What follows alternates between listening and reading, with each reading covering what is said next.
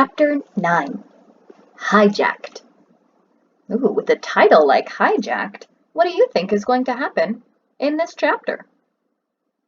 Let's find out. Mac doused the cab lights and reached for the switch that would start the diesel. But at that very moment, a loud voice from the darkness outside the truck called, "Reach for the sky!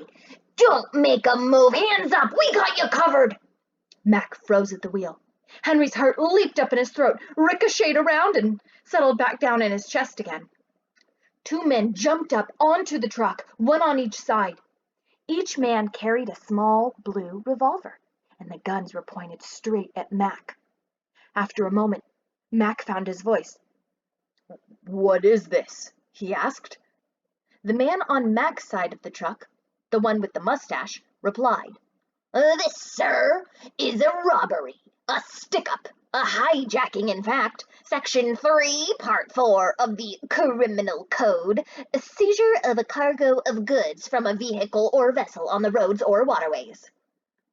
"Oh," said Mac.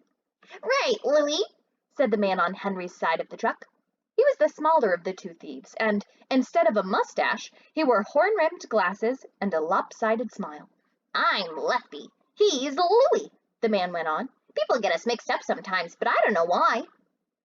"My name is Henry Green," said Henry, "and he's Mac." "Pleased to make your acquaintance, I'm sure," said Louis, "even under these unfortunate circumstances."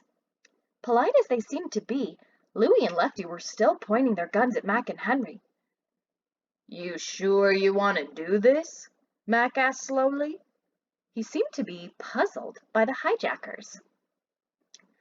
"I think you're going to be in a whole lot of trouble." "Trouble?" said Louis. "You will be in trouble if you don't do exactly what I say. Now climb up to that bunk up there, both of you, so we can get on with the job." Henry did what he was told, with Mac following slowly behind him. Mac was getting angry, Henry could see, but when he spoke, his voice was calm. "I don't suppose it would do much good to tell you that you are definitely breaking the law," he said. Louis laughed. "Breaking the law? Mister, we are fracturing it." And with that, Lefty jumped into the driver's seat, and Louis took his place beside him, and the truck began to roll. Mac still had something on his mind, and above the roar of the motor he called down to the pair of thieves. "You better stop now. I think you're making an awful mistake." "There's no mistake about it," Louis called back over his shoulder. "We know exactly what we're doing. We're hijacking a cargo of expensive furs." So let's take a second, just look at this illustration. What do you notice? What is happening? What did the author think was important enough to add a picture of in the story? Why do you think the author chose this moment for the picture? Mac looked dumbfounded at this last piece of news. "Furs?" he cried out. "Furs?" And with that, he started to laugh. Great gusts of laughter poured out of Mac. He doubled over one or two times, and finally, tears came to his eyes and rolled down his cheeks. "Oh, Lord," he cried when he could finally speak. "They think they're stealing furs!"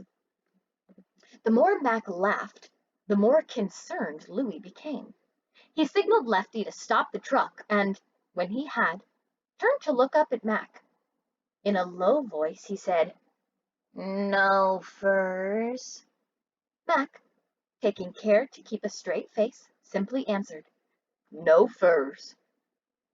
"Then what?" Louis began, as Mac interrupted. "Candy bars!" Mac shouted, the laughter beginning again. "Candy bars!" "Oh no," Louis said. "Chocolate bars with almonds." "Nuts!" exclaimed Lefty. "And some without almonds." "What are we going to do with a load of chocolate bars, genius?" Lefty demanded of Louis. "And some with crunch." and some without crunch. Chocolate bars? I can't believe it, Louie mumbled. You said this job would be like taking candy from a baby, Lefty said in an angry way. But chocolate bars? And some with caramel.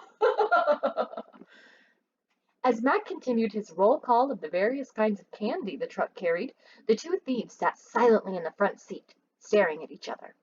It was plain that they were amazed. After a while, Lefty spoke.